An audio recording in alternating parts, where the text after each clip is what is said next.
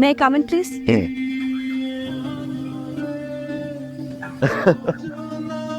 2 বছর একটা রিলেশন ধ্বংস করে ছেড়ে দিছে। কি দোষ ছিল সেদিন আমার? একটা ছেলে চাকরি পাচ্ছে না, ইন্টারভিউ দিচ্ছে বারবার, তারপর চাকরি করছে না, অকর্মা, সিরিয়াস না, যোগ্যতা নাই, বাজে বিহেভ করে হার্ট করে টিস্যুর মতো ছড়িয়ে ফেলে দিছি না। আজ 2 বছর পর তুমি আমার অফিসে, আমার সাইনের উপর ডিপেন্ড করছে তোমার চাকরি হবে কি হবে না।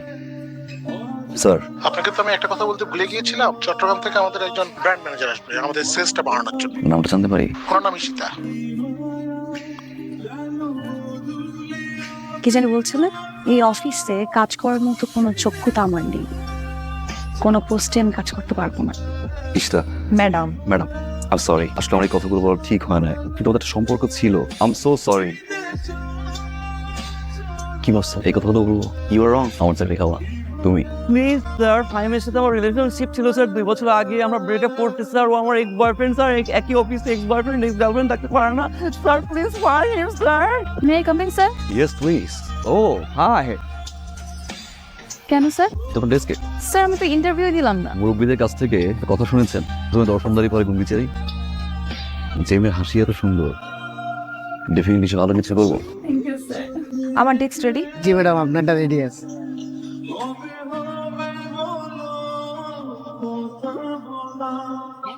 আপনারা সবাই জানেন যে আমাদের এই মুড়িটা সুস্বাদু, ভালো, মচমচে এবং তাজা, কিন্তু কোনোভাবেই এটা সেল হয়। তো এটা আপনাদের সাথে বহুবার বসতে বা কোনো সব পরামর্শ আমি দিতে পারি। স্যার আমার একটা ছোট্ট কথা বলার আছে। এখানে এমন একজন মানুষ আছে যিনি মানে একজন ক্যান্ডিডেট যদি আসে তার ইন্টারভিউ ভালোভাবে না নিয়ে জাস্ট তার হাসি দেখে তাকে সিলেক্ট করে ফেলে। এটা তো স্যার কোনো টুথপেস্টের বিজ্ঞাপনের কোম্পানি না যেখানে একজন মানুষকে প্রপারলি ইন্টারভিউ দিয়ে তাকে সিলেক্ট করতে হবে, তাহলেই আমরা সেলিং বাড়াতে পারবো। কোম্পানিতে কার এত বড় সাহস যে এই কাজ করে? মিস্টার ফাহিদ। তোর সমস্যাটা কোথায়? না হ্যাঁ, এটা কি অফিস না? না নাকি আমি আটবো করার জায়গা? আপনি সো বলেন কেন আসছেন? আপনি যে কাজটা করেছেন সেইটা অদ্যাবধি আমাদের এই কোম্পানিতে কেউ করতে পারেনি। মানে আমি কি করলাম? ওই যে ফাহিম, হ্যাঁ ফাহিম নিজেকে স্মার্ট এবং ক্যাপাবল মনে করে না, কাজের বেলায় মনে করেন ডং ডং ডং ডং। রাইট রাইট, আপনি একদম ঠিক জায়গায় ধরেছেন। কিন্তু আরেকটা জিনিস খুব জানতে ইচ্ছে করছে আপনারা, তো একটা জিনিস জানতে ইচ্ছে মানে আপনার ম্যারিড? আমি এখনো বিয়ে করিনি। আমিও বিয়ে করিনি, মানে করেছি একটা, সেটা না করার মতো। আপনি এখন যেতে পারেন। পয়সাটা নতুন প্ল্যানে কি খবর সেটা কিন্তু সাবমিট করার কথা অনেক আগেই বাবা ওই দিন আমাকে জিজ্ঞেস করতেছে। জি স্যার, আমি রিসার্চ করেছি এবং রিসার্চ করে আমি খুব দারুণ একটা আইডিয়া পেয়েছি স্যার। আমাদের কোম্পানি এবং আমাদের কম্পিটিটর যতগুলো কোম্পানি আমাদের মার্কেটে আছে, একটা কোম্পানি মুড়ি কিন্তু মেশিনের মাধ্যমে ভাজে। তো এই কারণে প্রত্যেক কোম্পানি মুড়ি টেস্ট কিন্তু একই রকম। এইখান থেকেই স্যার আমি একটা আইডিয়া পেয়েছি। সবাই যেহেতু মেশিনের মাধ্যমে মুড়ি ভাজে, আর আমরা যদি স্বাদ যেটাকে বলে সেটা যদি ফিরিয়ে আনি, মানে হাতে ভাজা মুড়ি যেটাকে বলে, সেভাবে যদি আমরা মুড়িটা বানাতে পারি, আমার মনে হয় ক্রেতারা অনেক বেশি পছন্দ করবে। একটু ঝাল দিই। তুই ফোন ধরস না কেন? যা, 2 বার ফোন দিছি তোরে, তুই ফোন ধরস না? কোন মাইয়ের লগে আসছস? যা। এই আমি কার সাথে আছি শুনতে চাস? হ্যাঁ এই শোন, এই যে শোন। হ্যালো, ওই তুই আবার কেডা? তুই ওকে বাচ্চার মতো একসাথে মাইয়া নিয়ে লাড়াচাড়া করতেছস নাকি দালাল হইছস? গিরি বাচ্চা, গিরি বাচ্চা। এই আমি কি বলবো তোর বাবা কোনা না বাচ্চা খাবো আজকে সারা রাত তুই এরকম করে অসভ্যের মতো তাকায় আসছিস কি জন্য? মানে স্যার যে গরম চা মারছিলেন তো তাই একটু ভূমিকা গেছিলেন। আপনারা যে মানতে হবেন যে মিসেস শীতল রহমান সেই প্ল্যানটা আমরা মার্কেটে সফলভাবে এক্সিকিউট করতে পেরেছি এবং এতে আমাদের সেলস বৃদ্ধি পেয়েছে। আমরা কোম্পানি ওয়াইজও হ্যাপি, ও হ্যাপি হয়েছেন। সো আমাদের দায়িত্ব যে এমপ্লয়ি ভালো কাজ করবে তাকে মোটিভেট করা। মিসেস শীতল রহমানকে একটা ছোট্ট ইনক্রিমেন্ট দিচ্ছি, কিন্তু এরপরে যে যে ভালো কাজ করবে আমরা তাকেই আসলে মোটিভেট করবো এবং নতুন নতুন ইনক্রিমেন্ট দেওয়ার চেষ্টা করবো। Thank you so much. Thank you Sita, আপনার প্ল্যানটা তো খুবই ভালো কাজ করছে, সেলসও বেড়ে গেছে, কোম্পানি হ্যাপি বা হ্যাপি, তো আমিও হ্যাপি। স্যার থ্যাংক ইউ দেওয়ার কিছু নেই, এটা আমি আমার কোম্পানির জন্য করতেই পারি, আমার দায়িত্ব স্যার। স্যার আমি একটা কথা বলি স্যার, এই যে দেখেন এত বড় একটা প্রজেক্ট আমি করেছি, আপনি কিন্তু বলেছেন সবাইকে সাপোর্ট করুন। আপনি বিশ্বাস করেন স্যার, সবাই আমাকে সাপোর্ট করেছে, সবাই, আমাদের ফাহিম ছাড়া। ওনাকে তো আমি বললাম যে আপনাকে প্রপার্টি সাপোর্ট করতে, তারপর সাপোর্ট করে নাই। না স্যার, আপনি বলার পরেও করেন নাই, দৃষ্টিতে একদিকে তাকিয়ে থাকে। মানে এটা কোনো মানুষ, এটা কোনো সেন্স কাজ করে? আমার তো মনে না স্যার, এটা অনেক ভালো ভালো কোয়ালিফাইড মানুষ আছে যারা আমাদের অফিসের জন্য আসলে উপকারী। পরে দেখলে মনে হয় যে আমি চা খাই। না মানে ওই সীতা ম্যাডামের জন্য চা নিয়ে যাচ্ছি তো মনে করলাম আপনার যদি খান তাই আর কি স্যার।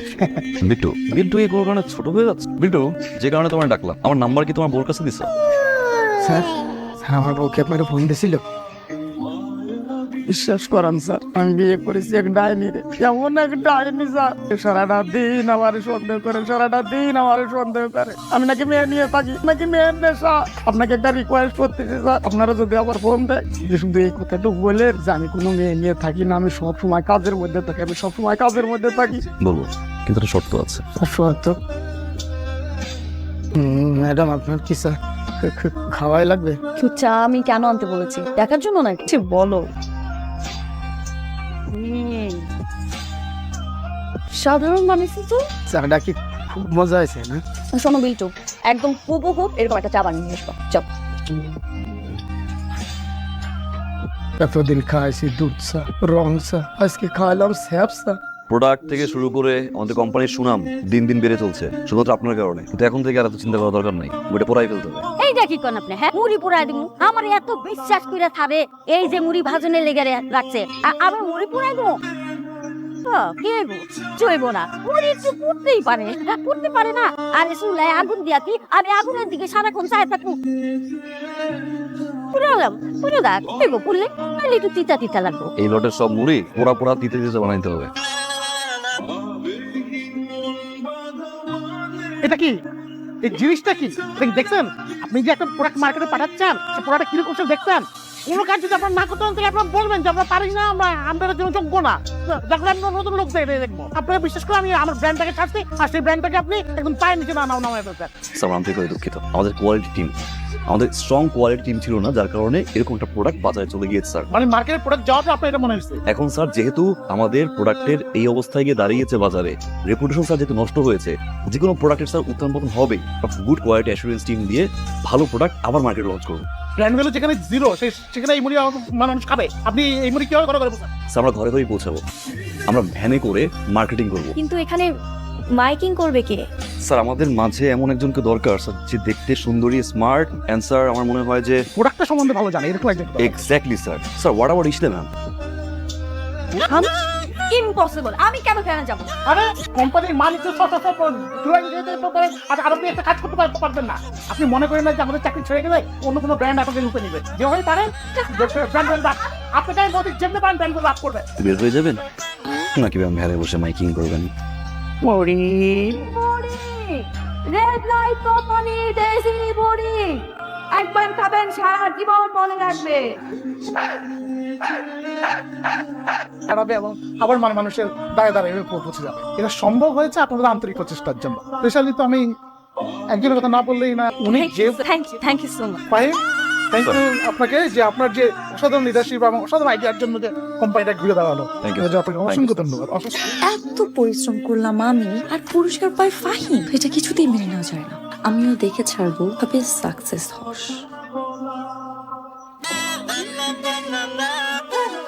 আপনারা দুজনই স্মার্ট, বুদ্ধিমান, কাজও ভালো বুঝেন, কিন্তু কোনো এক কারণে আপনাদের সাথে আমাদের সিঙ্ক হচ্ছে না।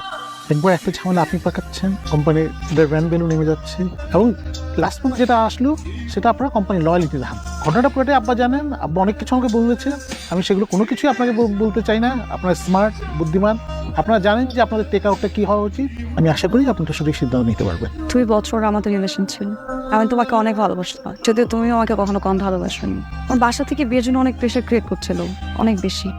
সেটাও যদি না পারো, অ্যাটলিস্ট আমাকে নিয়ে পালিয়ে যাবা। ওর প্রতি আমার অনেক রাগ ছিল, অনেক ক্ষোভ ছিল।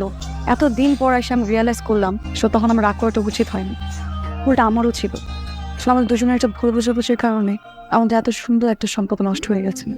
আর সেই ভুল বোঝাবুঝির জের ধরে বাচ্চামি করে গেছি আমরা। তো পার্সোনাল ইগোর কারণে একটা কোম্পানির রেপুটেশন নষ্ট করেছিল।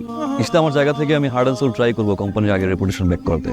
আমি বিশ্বাস করি you are very talented employee, আগে রেপুটেশন ব্যাক করাতে পারবো আমরা। All the best. এখনো ভালোবাসো?